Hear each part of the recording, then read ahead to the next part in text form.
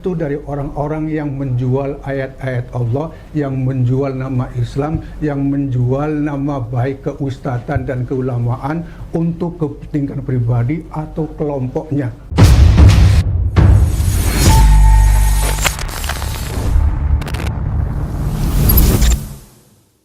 Assalamualaikum warahmatullahi wabarakatuh. Alhamdulillah wa syukurillah ala nikmatillah wassalatu wassalamu ala rasulillah Muhammad bin Abdullah wala haula wala quwata illa billah, amma ba'du. Bapak-bapak, ibu-ibu yang dimuliakan Allah, yang semoga dikaruniai kesehatan dan keberkahan dalam menjalani sisa-sisa hidup ini. Kita sama-sama bersyukur lantaran pada sore hari ini, siang yang menjelang sore ini, kita dipertemukan dalam tatap muka silaturahim, menjaga gairah persaudaraan di antara kita yang tadinya itu bercerai-berai dikumpulkan sama Allah dalam suatu majelis yang intinya ada kaitannya dengan Jam'an Khotib Mansur. Saya adalah salah satu investor dari program investasi batubara Jabal Nur atau JBN yang digagas oleh Yusuf Mansur, yang waktu itu adalah beliau merupakan dai kondang, lagi naik-naik daunnya dan belum ada sisi negatif yang muncul ke permukaan. Yang ada adalah kesuksesan gitu, sehingga membuat terperangah oleh banyak umat dan omongannya sangat digugu oleh umat Islam pada saat itu, bahkan oleh para pemimpin masjid-masjid di seluruh Indonesia, bahkan mungkin seluruh dunia. Maka ketika beliau itu, Yusuf Mansur ini menarik jamaah sedekah dari jamaah itu gampang sekali.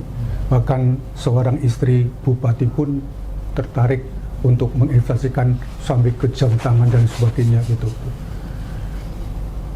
Dimulai dari 2009, itu saat itu memang lagi top-topnya Yusuf Mansur itu.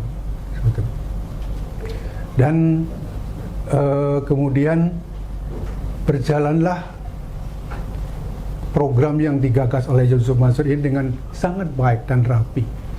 Kenapa saya tertarik ke situ? Karena yang pertama, secara legalitas, menurut seorang pengurus bahkan pemimpin di BMT tidak ada masalah, semua legalitas itu oke gitu. Dan secara penampakan mata kami diajak berkunjung ke tempat site tambang batu bara, semuanya oke, tongkangnya ada, survei namanya apa tuh yang mengumpulkan itu, semacam surveyor gitu.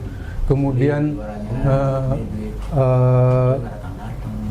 tumpukan batu baranya juga banyak, pokoknya semuanya meyakinkan.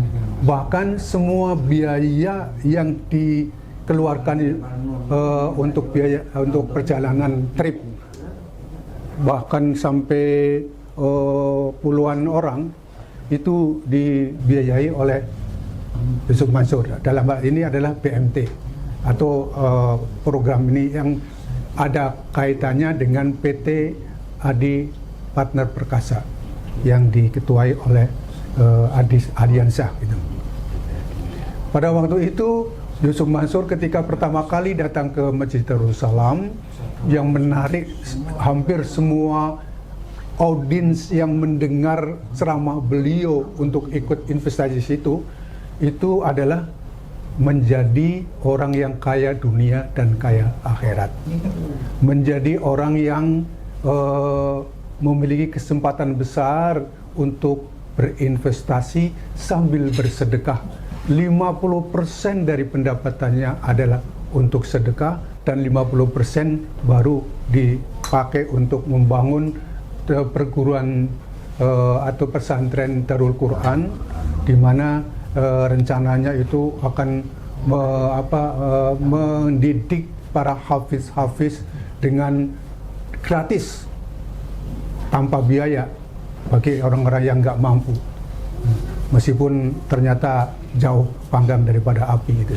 Tapi dengan tawaran-tawaran seperti itu, dengan pendapatan yang besar, dengan peluang pahala yang besar, dengan nama Yusuf Mansur yang besar, yang sangat meyakinkan, itulah maka kami Jamaah Majelis Darul Salam boleh dikatakan tertarik ikut di dalamnya gitu.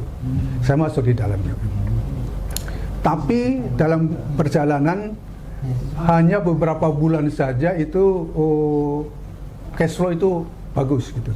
Masuk ke tahun 2010 itu sudah macet, sudah mulai encit-encit, mulai tertatih-tatih, mulai berkurang sampai akhir tahun 2011. Jadi selama 1 tahun janji Yusuf Mansur ketika di akhir 2010 itu programnya atau proyeknya itu macet, itu akan mengembalikan dana investasinya itu, tapi dengan dicicil setiap bulan itu berapa juta itu. Hanya berlangsung sampai akhir 2011. Pencicilan itu ada, tapi semakin kecil, akhirnya nol gitu. Jadi modus operandinya kayak gitu. Akhirnya kami membuat suatu grup yang menangani untuk masalah pengembalian dana investasi ini dengan nama Tim Task Force, yang pertama kali diketuai oleh Bapak siapa? Bukan Pak Aryono tinggalnya di Limus Pratama ya, Regency. Nah, saya tuh belum dianggap karena saya termasuk investor kecil lah gitu. Nah, yang London masih ada yang sampai ratusan juta gitu, ada bahkan miliaran ada yang miliaran itu. Bahkan ada yang 85 miliar satu keluarga. Dari store itu? Udah store. Tapi itu di luar Jamaah Darussalam. Nah, ini yang Jamaah Darussalam sekitar ya 50-an miliar lah yang tapi yang itu sampai. Nah, untuk mengurus itu ternyata nggak mudah gitu. Ada sisi negatifnya juga di antara kami, ada yang nggak sabaran melalui tim task force, tapi dia mencoba menangani secara langsung dengan Yusuf Mansur face to face. Ada yang berhasil, ada yang tidak gitu. Yang berhasil ya itu urusan dia dengan Allah gitu. Yang tidak ya tetap di tim task force itu. Nah, lihat setahun, 2 tahun, 3 tahun tim task force ini mandul, nggak berani melakukan apa-apa karena di antara pengikut tim task force itu juga mencari cara-cara sendiri-sendiri gitu. Ada yang melalui tambang pasir, ada yang melalui peternakan ikan, ada yang melalui macam-macam itu Pak. Semua ada yang kembali modal, kembali balik duitnya untuk kelompoknya karena mereka bersama kelompoknya. Ada yang tidak gitu. Nah, yang tidak itu tetap saja di tim task force. Akhirnya kalau melihat tidak ada yang berani muncul untuk menghadapi Yusuf Mansur secara gentleman dengan ketegasan bahwa kami menuntut uang investasi kami itu balik, maka saya sama Pak Zaini dan beberapa teman yang lain itu Pak Zaini dan teman-teman yang lain itu menunjuk saya untuk menggantikan Pak Aryono menjadi ketua tim task force itu. Nah, saya ketiban durian ronto nih, cuma duriannya tuh belum matang tapi durinya masih lancip-lancip itu. Jadi ketiban sialnya. Tapi ini menjadi pikiran saya yang sangat berat sekali karena tanggung jawab saya itu berat. Tapi perjuangan saya dengan Pak Zaini ini pantang mundur. Saya tekankan dan push Pak Zaini, apapun yang akan terjadi, kami berada di belakang Mas Zaini. Mas Zaini sebagai pengacara kami, maju kita bukan tuntut tapi minta Yusuf Mansur untuk bertobat sebenarnya. Karena ciri bertobat, syarat bertobat itu yang pertama kalau berkaitan dengan sesama Bani Adam, kembalikan hak-hak Bani Adam itu dengan ada kezaliman, karena selama ada kezaliman di situ maka tidak akan ada diterima tobatnya gitu. Maka kami tetap usahakan itu. Nah, alhamdulillah Allah memberikan keberanian pada Mas Zaini untuk selalu bersuara lantang, bahkan pada ketika mubahalah suaranya tetap lantang. Nah, sampai hari ini saya akan tetap membela dan mensupport Mas Zaini, meskipun di tengah itu saya mendapatkan ujian lah, dan tapi saya ujian sebagai seorang yang dikaruniai kehidupan gitu. Jadi itulah latar belakang kenapa saya sampai berani menjual rumah, sampai berani menginvestasikannya secara penuh, sampai berani mengambil alih tanggung jawab itu, karena itu tanggung jawab umat, bukan tanggung jawab saya secara pribadi, yang alhamdulillah dibantu juga sama Mas Zaini. Belakangan datang Pak pengacara yang masih muda, yang tenaganya masih fresh gitu, Pak Sudaryanto. Nah, ya kami tetap saja maju gitu.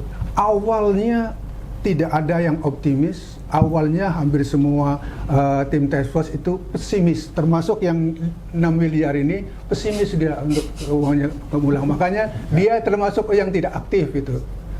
Padahal duitnya banyak gitu, cuma mungkin sebagian daripada uangnya sudah pernah dia terima, mungkin ya kan, karena biasanya orang-orang yang model-model kayak gitu dia sudah menerima sedikit cipratan gitu, sehingga dia kalau mau maju secara full 100% juga nggak berani, karena dia sudah menerima sebagian, meskipun hanya cipratan kecil. Tapi saya nggak mau menuduh begitu, yaitu biarlah Allah nanti yang menyaksikan. Kita hanya membaca dari apa yang nampak di lahir.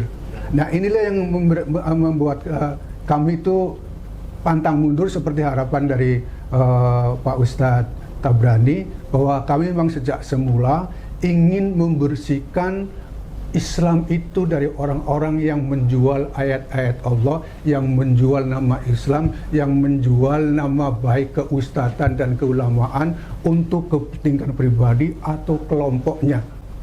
Dan ternyata ini banyak. Bahkan Pak Darso bilang hampir semua ustadz itu modus operandi untuk pencarian nafkah itu seperti itu. Memang ya, bahkan tidak cuma ustadz, lembaga-lembaga kemasjidan pun hampir sama. Modus operandi kayak gitu. Ada yang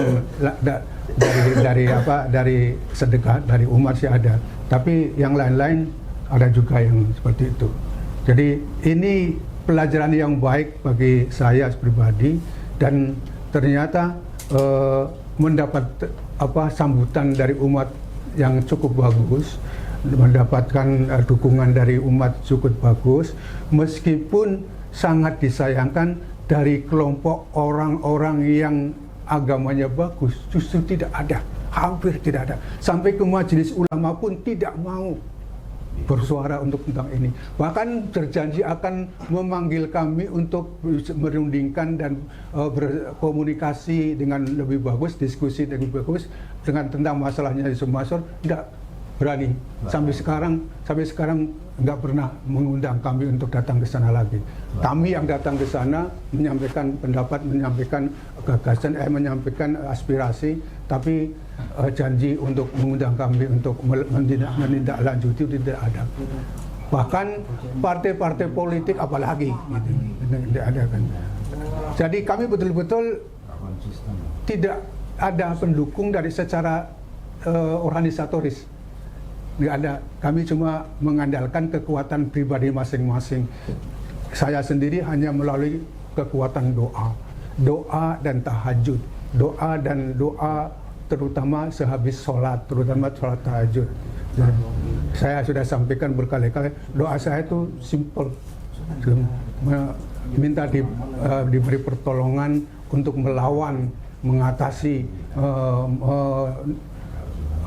mengalahkan orang-orang yang kafir, orang-orang yang zalim, dan orang-orang yang munafik. Saya selalu itu. Bahkan saya sebutkan orang-orang kelompoknya Yusuf Mansur dan kroni-kroninya itu, ya Allah, berilah kami pertolonganmu untuk menghadapi orang kafir, orang munafik, orang zalim, dan Yusuf masuk bersama kroni-kroninya sampai menerima.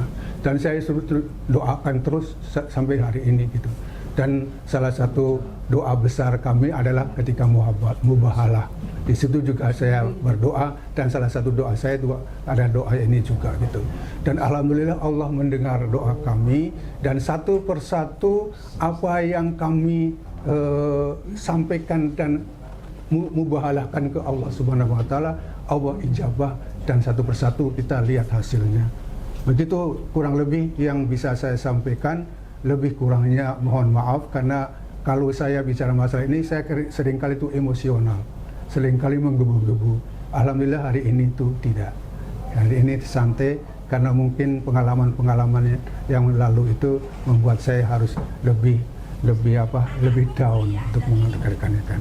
Mudah-mudahan Allah tetap berada pada pihak kita dan menolong kita untuk melawan orang-orang yang zalim, orang-orang yang munafik, dan orang-orang yang menentang hukum Allah dan mengatasnamakan nama Allah, tapi untuk kepentingan dunia pribadinya. Billahi taufiq wal hidayah. Wassalamualaikum warahmatullahi wabarakatuh. Sekalian tutup doa mungkin Ustadz ya. Sekalian tutup. Tutup ya. Bismillahirrahmanirrahim. Sallallahu alaihi wasallam Muhammad wa ala alihi wasallam Muhammad. Alhamdulillah rabbil alamin. Hamdan na'imin, hamdan syakirin, hamdan ni'amahu wa yukafi mazida. Ya Rabbana lakal hamdu kama yanbaghi li jalali karim wa 'azimi sultani. Allahumma salli wa sallim ala rasulika wa nabiyyika sayyidina Muhammadil at-tahiri zakiyya wa ala alihi at-tayyibin wa ashabil muttaqin walhamdulillahi rabbil alamin. Allahumma ighfir lil jami'il muslimin wal muslimat wal mu'minin wal mu'minat al ahya' minhum wal amwat innaka as-sami'un qaribun mujibud da'wat ya qadiyal hajat.